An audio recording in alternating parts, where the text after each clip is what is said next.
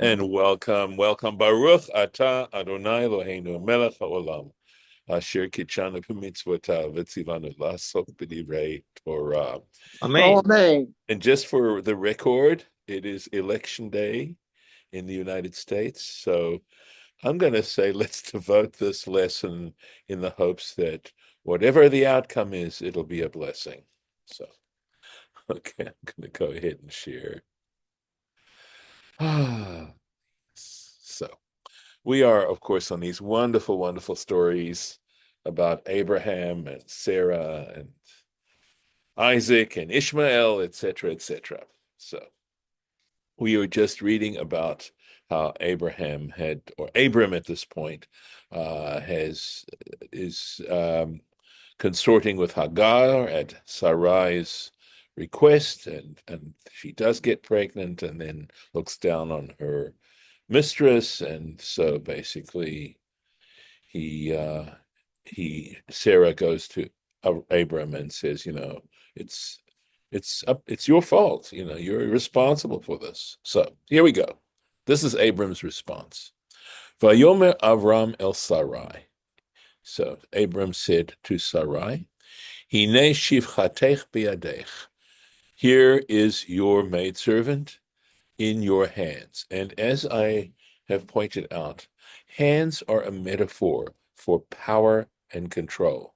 So basically, he's saying, in a way, it sounds like he's saying, look, your maidservant is under your control. Asila mat hatov beinecha.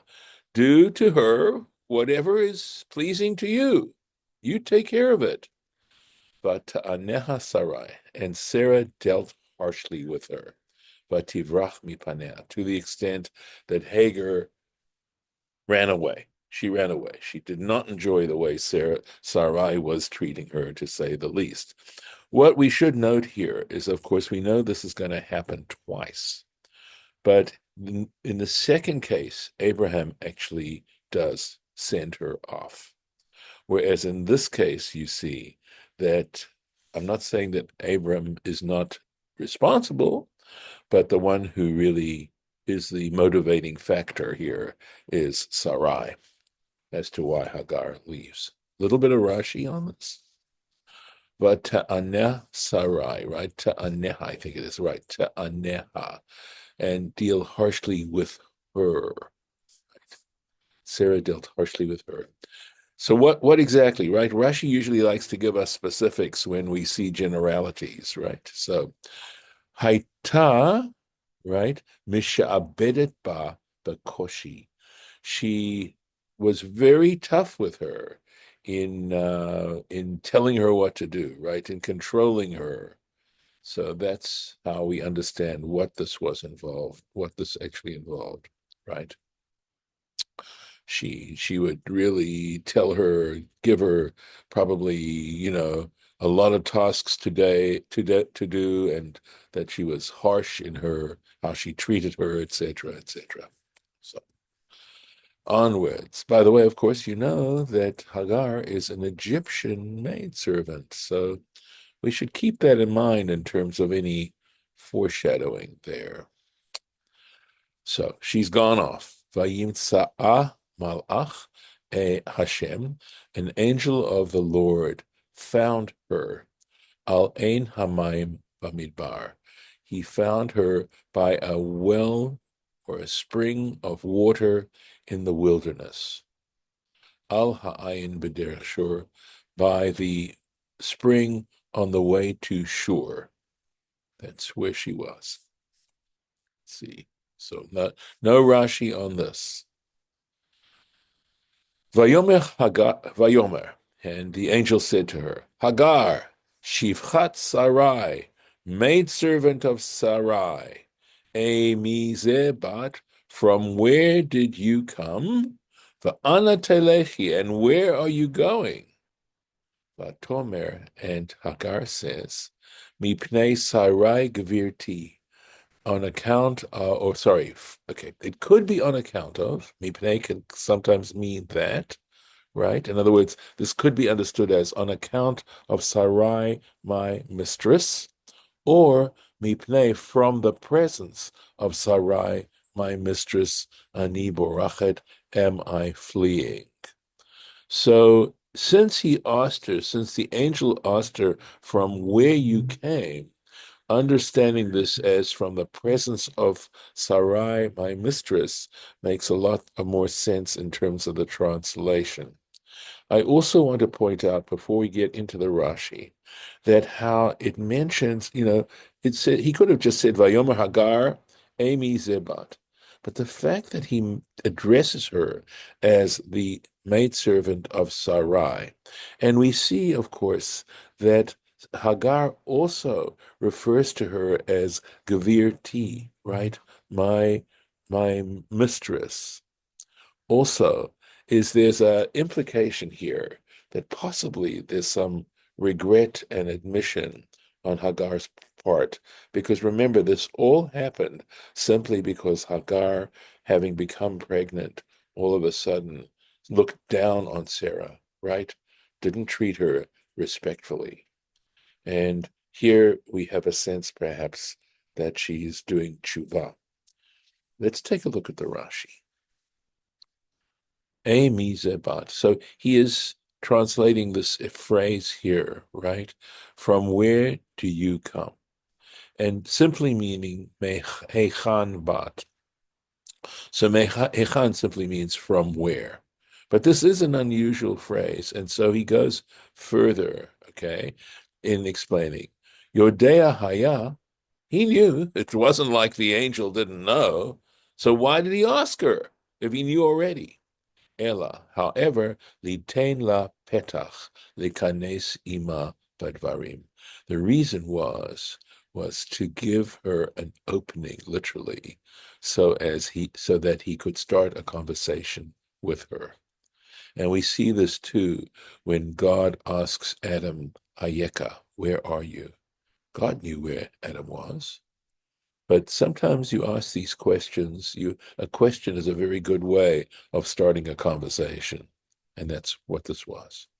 Now he goes on to analyze this expression. E mi ze, right, is actually a contraction of aye hamakom. Where is the place, shetomar alav, concerning which you can say, mi ze aniba, from here I came. So Rashi beautifully, you know, divides up this and explains the phrase as to how it makes sense grammatically and from a point of view of just understanding what's the nature of the question. Onwards. Vayomer la malach Hashem. And again, the angel of Hashem, the angel of the Lord, said to her, Shuvi el gvirteich, go back to your mistress. Vehit ani tachat yadeha, and submit yourself. Again, there's yad, right, under her control. Submit yourself under her control. Vayomer la malach Hashem v'komer, right? So the angel of the Lord said to her, Al kol amira, regarding every single statement, haya shaluach la malach acher. So what it's saying is that since it says angel of the Lord first, angel of the Lord another time, so we should understand that it was a different angel that was talking to her each time. So there are actually several angels who were addressing Hagar, not the same angel as we probably would have inferred had we not read this Rashi. Let me keep going, just finish off the Rashi here. Lachach nemar, and for this reason, it says malach b'chol amira v'amira, and that is to say, and for this reason, every time there's a statement from an angel to Sarai, to Hagar, excuse me, it says malach, an angel. So an angel said this, an angel said that, another angel said this, etc., etc. So let's take a step back for a second and ask, and I'm not sure I can really answer this question well, frankly. I mean, that's the thing. You study this stuff and you get some questions answered, some big questions answered. but it also tends to raise other questions as well. So the question I'm asking is, what significance is there in the fact that it had to be a different angel every time? Now, I can answer the question on one level in terms of what I understand. And I could put it in the sense that the angels have a very, very powerful union. And if one angel is given one job, they cannot do another angel's job. Each one is given their own specific task to do. Now, the fact that there are lots of angels, and really angels are servants of God, right? They're emissaries, they're representatives of God. And the fact that there are many of them may be, certainly on one level, a way of declaring just how powerful God really is and the degree to which God is involved and engaged in this world through these various specific different angels. So the fact that God is multitasking to this particular degree is a way of implying God's greatness. So going on. Vayomer la, again, notice by the, oh, David, do you have a question? Yeah. Please. So doesn't it also have to do with different messaging every time, or maybe not? So, I mean, separation of that from just to demonstrate that, or maybe not. So that's what I was also wondering. So, so repeat your question again. That, You're saying so that, the separate angels because yes, different kinds of messaging or right, different. So, separation, clear separation of that right, at each point. So is yes. that is that not? I Yeah. think it is. I think you've put your finger on it, right? So look at this. Let's just go back and look quickly, right? So here's the first statement, right? This is where he says, Hagar, a maidservant of Sarai, where do you come from? And where are you going? So that's one message, right?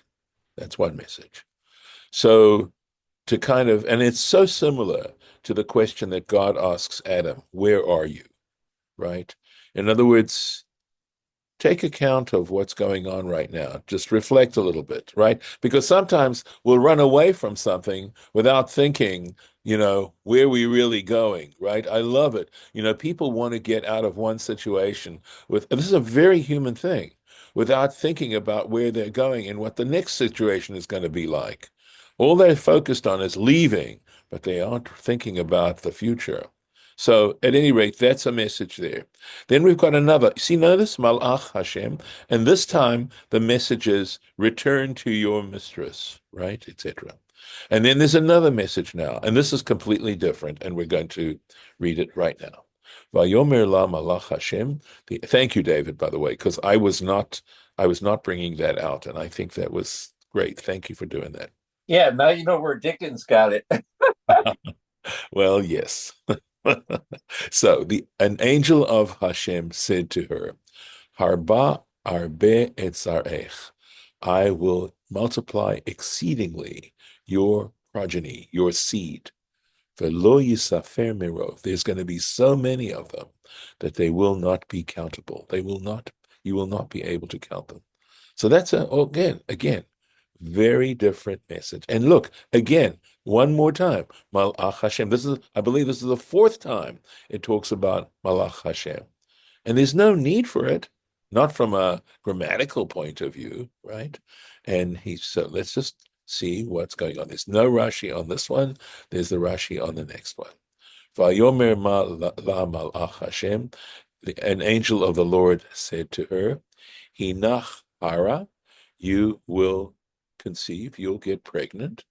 Vayoladet pain. And by the way, remember we had the fact that this is the last time we got together. In our last lesson, it says hinachara could be understood as, look, you are pregnant, right? You have conceived. But on the other hand, I mean, if she was already pregnant, why would he have to tell her that, right? So at any rate, so why that she was going to conceive. right? So he's understood as you will conceive, implying that because we know that that was the reason why she looked down on Sarah, that she lost her first baby. Ve'yoladet bein, and you will give birth to a son. Ve'karat shmo Yishmael, you will call him Yishmael. Yishmael, in some ways, sounds like a contraction of God will hear, right? Here we go. Ki shama Hashem el onyech, because the Lord has heard your suffering. Interesting. Interesting. So let's go on here. He nech hara, right? The future, right? Behold, you will conceive. Keshetashuvi, when you return, after you return, tahari, you will conceive, you will become pregnant. Kamo hinach hara. If this is very similar to another place in the book of Judges. This is the story, I believe, of Samson, where the angel tells Samson's mother again, "Hinech hara," and it doesn't mean you are pregnant. It means you will become pregnant to Eshet Manoach, of the wife of Manoach. So, without any question, we're referring here to the story of Samson. So, just making sure we understand the tense of this. Ve'yoladet ben, okay? So ve'yoladet ben, and you will give birth, right, to a son. Kemo ve'yaladet, right? And it's similar to ve'yoladet. And again, I believe, yeah, I'm pretty sure, right? Uh, this has to do with the form of this verb. And I believe what he's saying, that this is to be understood as imperfect, meaning it's future. We should understand it, not as present. Vedomelo, and there's a similar expression, right? And in Jeremiah 22, Vishavta Balvanon, and you will dwell in the Lebanon, right? Mekonenet, I believe, unless this is from Shuv, which it certainly could be, right? You shall return, perhaps, to Lebanon. Mekonenet ba'arazim. Well, I'm really thinking it does mean you will dwell in Lebanon. Mekonenet ba'arazim, right? So I think mekonenet. So there's a word kina, which means to lament. Arazim, Erez, I believe, is a cypress tree. Okay. So again, I would have to double check this because there are two possibilities, right? Because can also refer to a nest, right? Because that would make more sense in terms of cypress trees, right? Something like that. So I will have to double check. I thought I'd done my research, but clearly it was not sufficient. So we'll try. Right. Vikarat Shmo, and you shall call his name. Tzivuiho, we should understand Rashi's again going into grammar here. He says it's an imperative. Kamo, as if he says lazachar. In other words, it's the female second person imperative, just like one would say to a male, the karata, right? Look, it's if you without the vowels, it looks exactly the same. But what he means here is v'karata ichmo Yitzchak, you shall name him Yitzchak. And this is where God is talking to Abraham. So just pointing out this, sometimes, as you know, Rashi likes to get into grammatical issues, right? Going on. Well, let's see, I think we're done here. Yes. Okay. Vehu ye pera Adam, and he will be a wild Sometimes it's translated as a para Adam means a wild man. Yado bakol, his hand against everyone. V'yad kol bo, and everyone's hand against him. V'al pnei kol echav yishkon, and he will dwell in the presence of all his brothers. He will dwell yishkon. Let's take a look. Okay, para Adam. Here we go. So what is a para Adam? And a pared can also apparently mean, I've seen the translation as wild ass of a man. But anyway, Ohev midbarot, he loves wildernesses, latzud chayot, in order to hunt for animals, kamoshe katuv, as is written later on, he says, Vahi rove keshet, and he was a shooter of the bow. In other words, he was a bowman. I think it's the Yashav Bamidbar Paran. I'm assuming this is the the Yashav, or that he was dwelling in the wilderness of Paran. What do we mean by his hand against all? He says listis. That is referring to robbery. In other words, he will rob people. V'yad kolbo, and everyone's hand against him.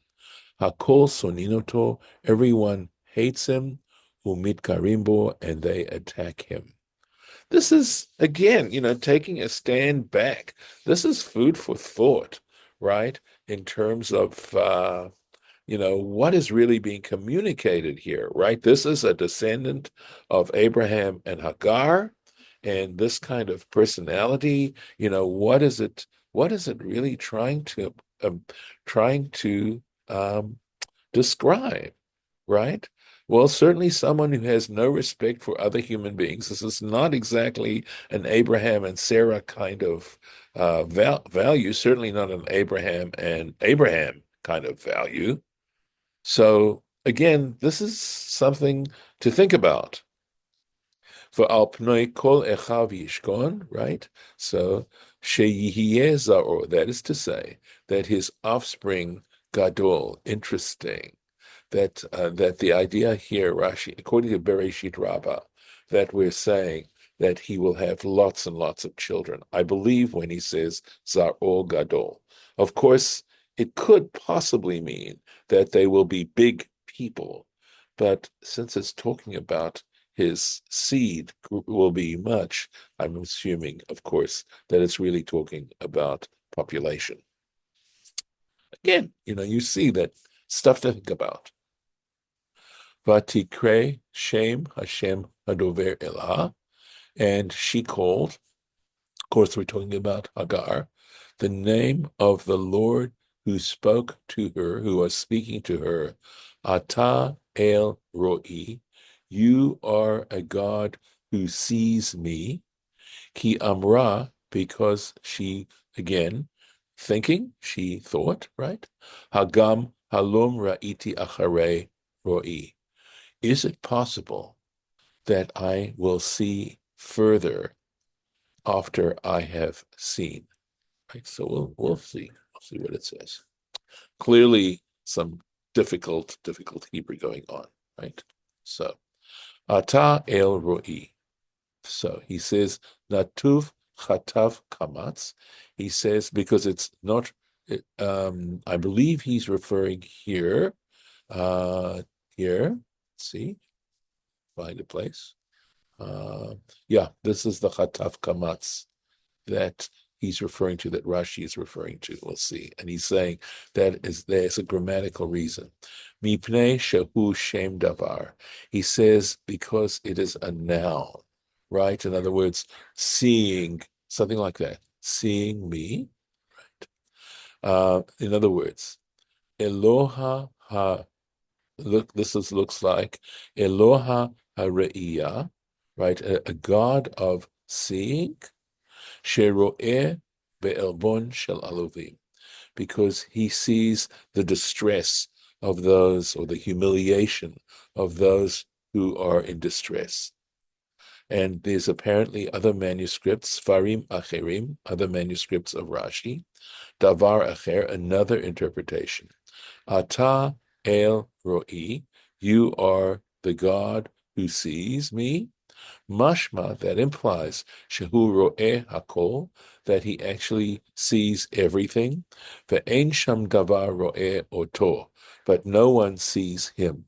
That God is aware, that God is, and that again, we'll finish this Rashi and then perhaps reflect a little bit more.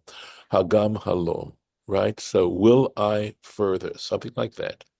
Lashon tema, this is an expression of astonishment, right? There's a question going on here. V'chi sfura hayiti, right? So, and indeed, I thought, right? I was thinking, she'af halom b'midbarot ra'iti shlucho shel makom. So it's interesting because what exactly she's saying here, that even af halom b'midbarot, uh, further on in the wilderness, ra'iti shlucho shel makom, I saw the emissary of God, achar ro'i otam beveito shel Avraham, after I saw them in the house of Abraham, shesham hayiti regila lirot, because there I was used to seeing malachim, angels.